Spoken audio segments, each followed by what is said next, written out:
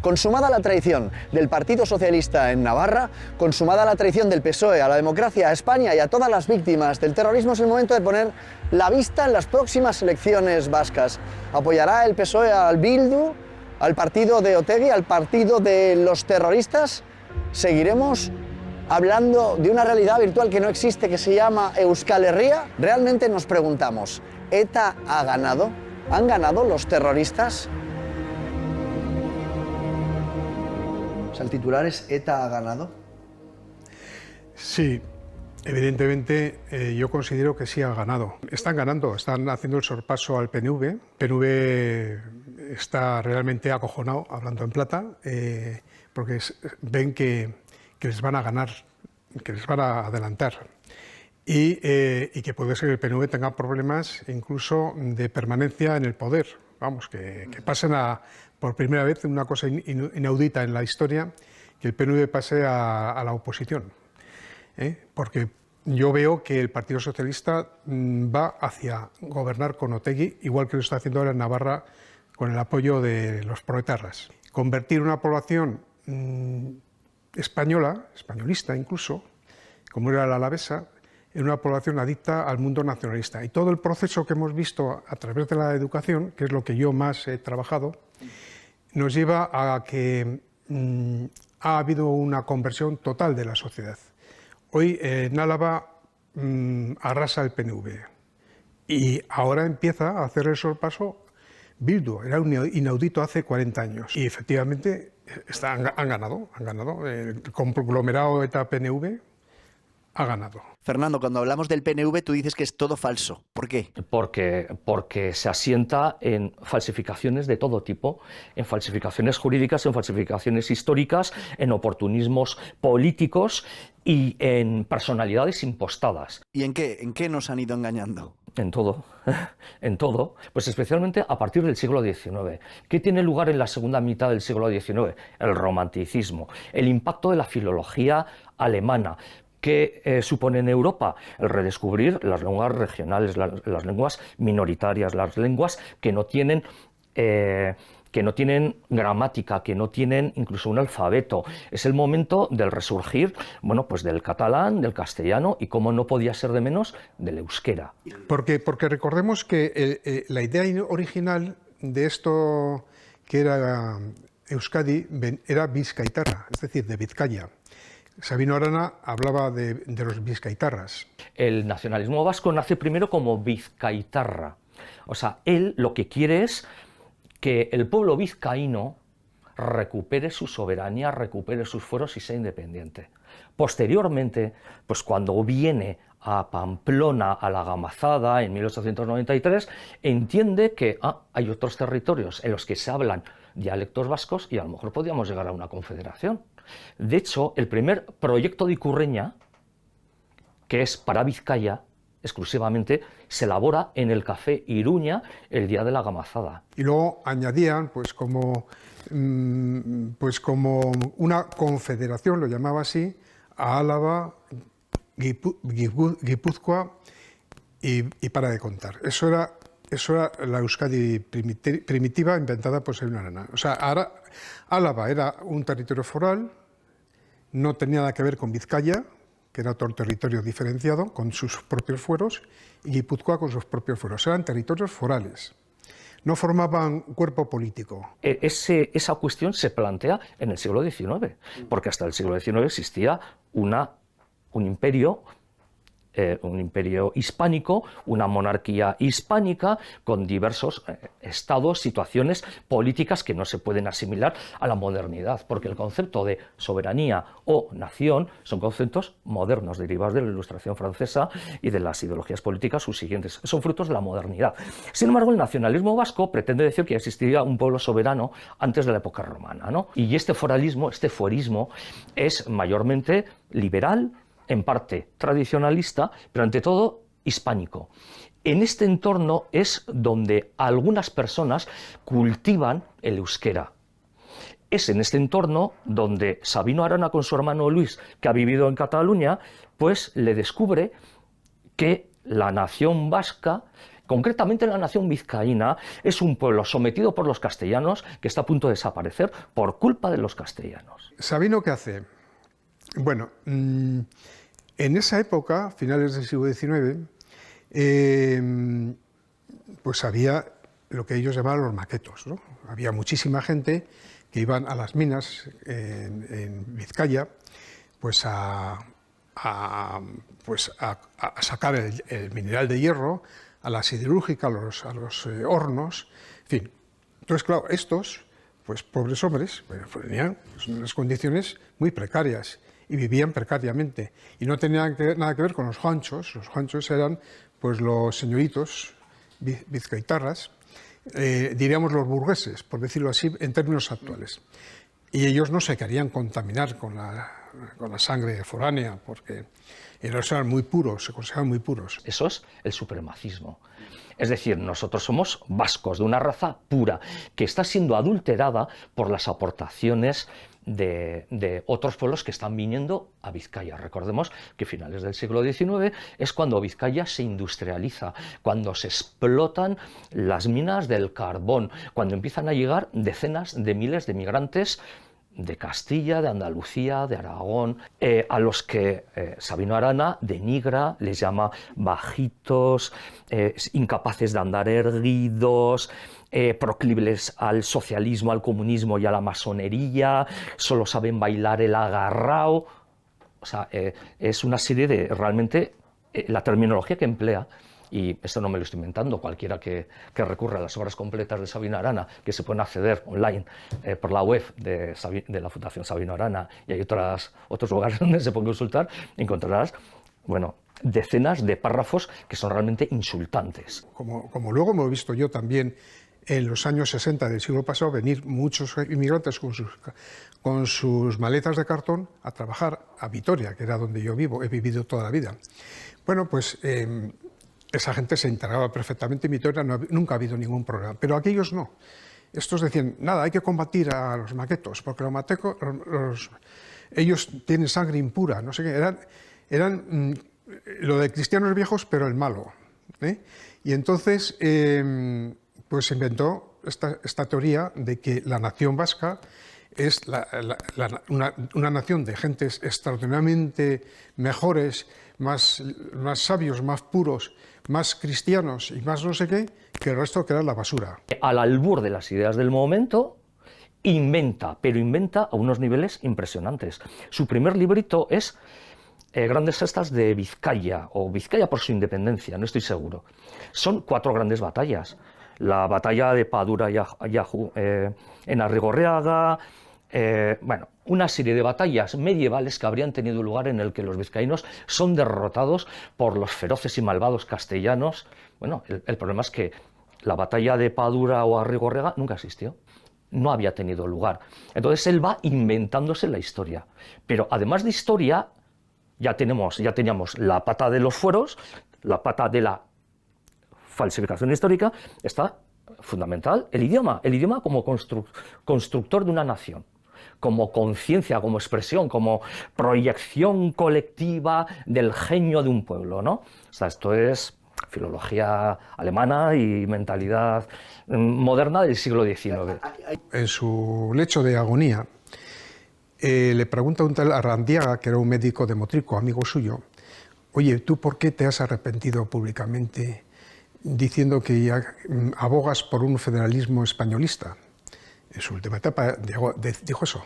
No, no te engañes, le decía Joala a Engracio Adanzadi, que era otro nacionalista, por escrito en una carta, que la tenemos y además está en internet.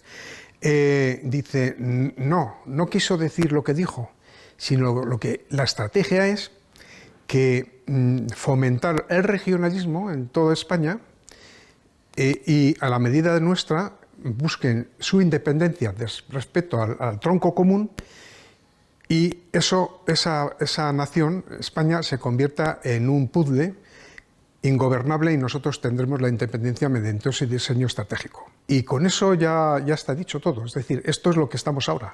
O sea, el proyecto de Sabino Arana es lo actual, lo que está ocurriendo ahora, justamente esto. O sea, que el Partido Nacionalista Vasco durante aproximadamente 25 años se sirve de la esvástica rectilínea como símbolo que identifica a su militancia. Por ejemplo, ya en 1910 los jóvenes bilbaínos del PNV llevaban un alfiler de corbata con la esvástica. ¿Por qué la esvástica? Bueno, Sabino Arana había encontrado un gran parecido entre el lauburu con la esvástica. El lauburu no deja de ser una esvástica de curvilínea y no deja de ser una representación simbólica simplificada del sol. Entonces, tiene un artículo titulado así, La esvástica, en el que Sabino Arana pues dice, ¿no? Nuestros antepasados que vienen de Oriente, pues lógicamente rendirían culto al sol. El culto como el sol para los cristianos, además, es expresión de la divinidad, y entonces es un símbolo que seguro que nuestros antepasados lo han adorado. Después llegó la religión verdadera, etcétera, etcétera. Entonces le da, claro, coincide que históricamente en esa época muchas corrientes germanófilas, por ejemplo, las corrientes esotéricas, la llamada ariosofía, también empleaban esvásticas. Es una coincidencia en ese momento. Otra cosa es que luego, en los años 40 y en la Segunda Guerra Mundial de Francia, pues existan conversaciones entre el PNV en la clandestinidad y representantes de la Wehrmacht en Francia o de la oficina política de las SS. El enverdecimiento de la sociedad vasca es una sociedad enferma. Yo lo digo cada 2 por 3, una sociedad absolutamente enferma, ha perdido sus valores, valores vascos, por cierto, valores que cuando yo iba a la mili decían, joder, los vascos, cuando apretáis la mano haciendo un trato, eso va a misa, no hace falta papel. Bueno, eso se ha perdido, ahora todo es trampa. ¿Cómo ha llegado esa gente? Pues, claro, cuando tú envilizas la sociedad, cualquier mamarracho es el jefe de la barraca. Sobre el tema de ETA, vamos a ver. ETA nace como un grupo de estudiantes en el curso académico 1952-1953. No llegan a las 10 personas. Se llaman inicialmente EKIN, hacer, y es un grupo de estudios que lo que quiere es revitalizar el euskera, y que también les preocupa el estado de decaimiento del nacionalismo vasco, porque todos ellos tienen vinculaciones con el PNV, o sus padres, o sus hermanos, o ellos mismos son militantes de sus juventudes. A los pocos años, EKIN se integra con las juventudes del Partido Nacionalista Vasco. Se integran totalmente y, de hecho, renuncian a su denominación de EKIN, pero esa confluencia dura solo 2 años. Pues porque los viejos jerarcas del PNV no quieren renunciar al control de sus juventudes y porque ven que no están avanzando suficientemente. Entonces, en 1958 se van, recuperan la autonomía y elaboran el documento hecho público en 1959 por el que se constituye Euskaditas Katasuna, ETA. ¿Cuáles son los mitos de los que parte ETA para reivindicar su futura lucha política terrorista, etcétera? Pues son 2. La autonomía vasca del año 36 y 37, que el PNV consiguió en los estertores de la República y al inicio de la Guerra Civil, y el ejército gudari. Esos son sus 2 hitos legitimadores. A partir de ahí desarrollan su propio proyecto de ser una estructura inicialmente socialista, poco volcada a la acción, pues rápidamente empiezan a aportar armas, a poner bombas. Los asesinatos ya tienen lugar años después y hay una rivalidad con el PNV, pero se observan y en ocasiones se ayudan. Por ejemplo, a finales de los años 60, el PNV estaba un poco preocupado pues porque veía que ETA era una importantísima competencia y que se estaba llevando a la Juventud Nacionalista a sus trincheras y no a Eusko Gaztedi. Bueno, pues el PNV, los veteranos, como ahora, los veteranos del PNV encargaron a un tal Iñaki Mujica Garmendia que organizaron unos grupos de acción. Entonces, estos grupos de acción empiezan a poner bombas, a poner icurriñas, a lanzar panfletos, a poner una icurriña gigante en la Catedral de Burgos. Bueno, incluso 2 de sus militantes navarros mueren en el Valle del Alzamo porque les explota una bomba. ¿no? Durante años se pensó que era ETA, no, eran miembros de los grupos de acción de Eusko Gaztedi. Bueno, pues en el año 72, Íñigo Mujica Garmendia y 500 militantes de Eusko Gaztedi, la llamada facción Batasuna, se integran en ETA militar. Bueno, perdón, en ETA, todavía no era ETA militar. Existe el elemento de presión social, obviamente, ETA, ¿no? ETA ha estado cerrando la boca a la gente, o sea, la gente no se atrevía a hablar en los bares abiertamente o en la calle o decir su opinión. Incluso en la familia la gente se metía hacia adentro, endogámicamente dentro de sus ideas se las comía. Y luego la escuela ha sido fundamental, o sea, el cambio de profesorado, hubo unos años, los años 80, principios, primera mitad de los 90, una presión brutal al profesorado no adicto al sistema.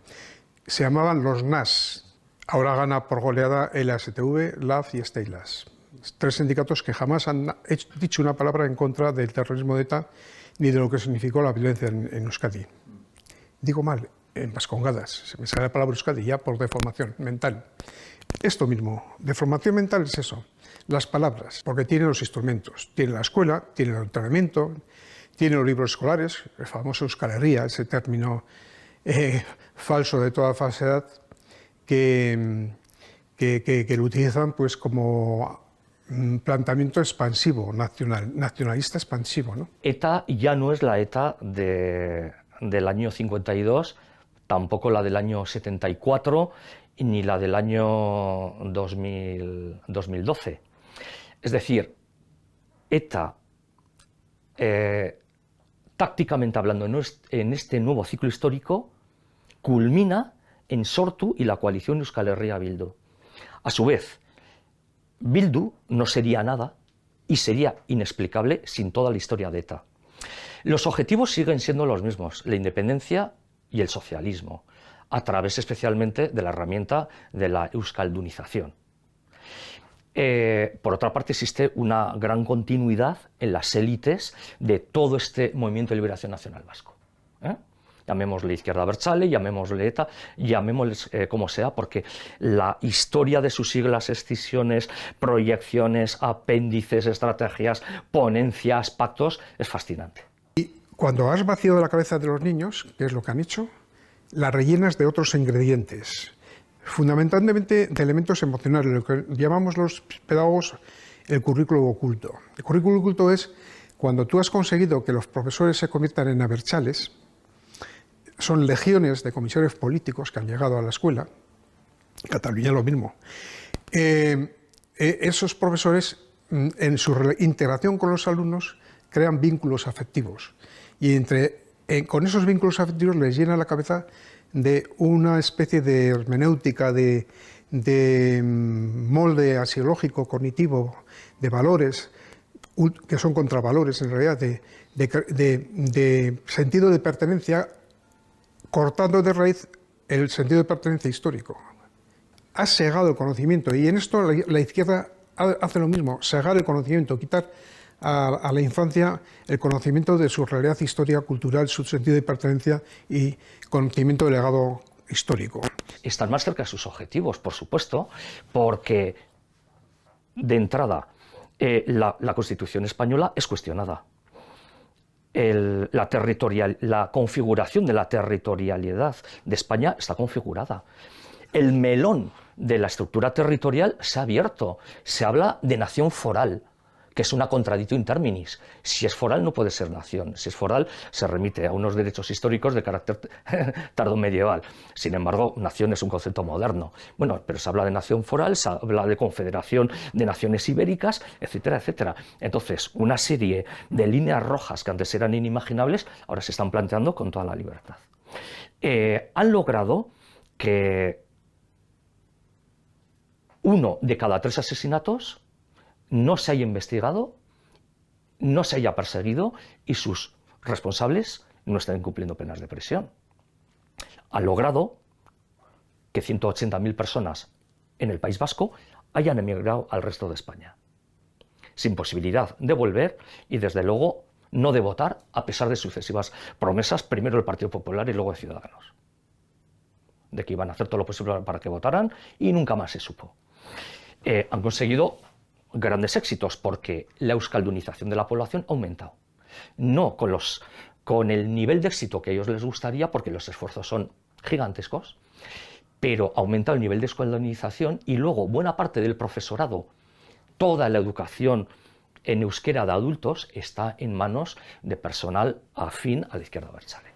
Entonces, tienen una serie de patas en la realidad muy importantes.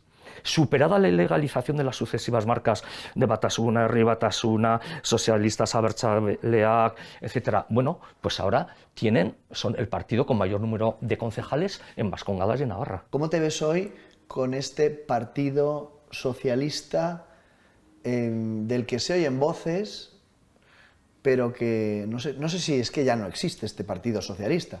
Estamos hablando de un partido que ha recibido los golpes del terrorismo. Tú has estado con escoltas durante 11 años. 11 años. Entonces, ¿cómo ves ahora ese partido socialista que hace la genuflexión? O sea, no es partido socialista ni obrero ni español. Ni obrero ni español. Es un partido al servicio, genuflexo además, ante los grandes poderes internacionales, sobre todo económicos. Es decir, los grandes fondos que gobiernan el mundo en función de la concentración de más capital y más poder en pocas manos. Eso es lo contrario, eso es un capitalismo brutal. Podríamos decir que es un capitalismo de Estado, si consideramos en el nuevo orden mundial ese gobierno que es único. ¿Dónde está la igualdad? Eso es, la igualdad. La socialdemocracia. Y la soberanía la están laminando. Esos que predican tanto de soberanía, Otegi y tal, últimamente no citan esa palabra, por algo será. Están siendo siervos útiles a ese globalismo, porque lo que quiere el globalismo es romper las naciones históricas. Cada vez hay más gente concienciada de que hemos perdido los valores, las tradiciones, y que hay que reencontrarse con el origen. Y para mí el origen es la hispanidad y su concepto, ¿no? Creo que existe por parte de todos los políticos, incluso los medios de comunicación, un tremendo error de análisis, y es entender que el nacionalismo vasco, Bildu, pero también el PNV, que son meros rivales políticos, ¿no? Hoy estás tú, mañana está él, pasado mañana otro partido, nos relevamos, cambiamos de despacho, nos damos la mano, continuidad. No, no es así. En el realismo político la primera premisa es definir al enemigo. Y entonces, aunque los partidos constitucionalistas no han realizado esa mínima operación, los nacionalistas sí, y el enemigo es todo lo que suena español: partidos políticos, Estado, idioma, hispanidad, mentalidad común. Ellos han definido quiénes son los enemigos, que son todos los demás. Por eso nos odian tanto, por eso se sienten tan superiores. Y entonces ellos han definido que somos enemigos, y por eso van a ir a por todas, ¿eh? Por supuesto, conforme las armas adecuadas de cada ciclo histórico. Y como la desmemoria es grande, pues lo que tenemos que hacer es comprometernos, dar caña y ser valientes. Hemos empezado como Rousseau, que decía que había que empezar de nuevo, olvidándose de lo pasado, generando algo distinto. Claro, algo distinto es esto, pero es que yo no lo quiero. Entonces hay mucha gente que dice, esto no. Esto nos lleva al enfrentamiento, nos lleva a la falta de respeto, nos lleva al odio, nos lleva a la división, nos lleva a la pérdida de los principios constitucionales, el artículo 14 de la Constitución, vamos, que es esencial, a la igualdad.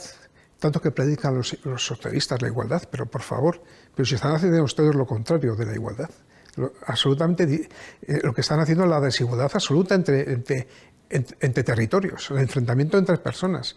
Todo eso la gente se empieza a dar cuenta y dice, esto no. Yo creo que empieza a decir la gente, esto no.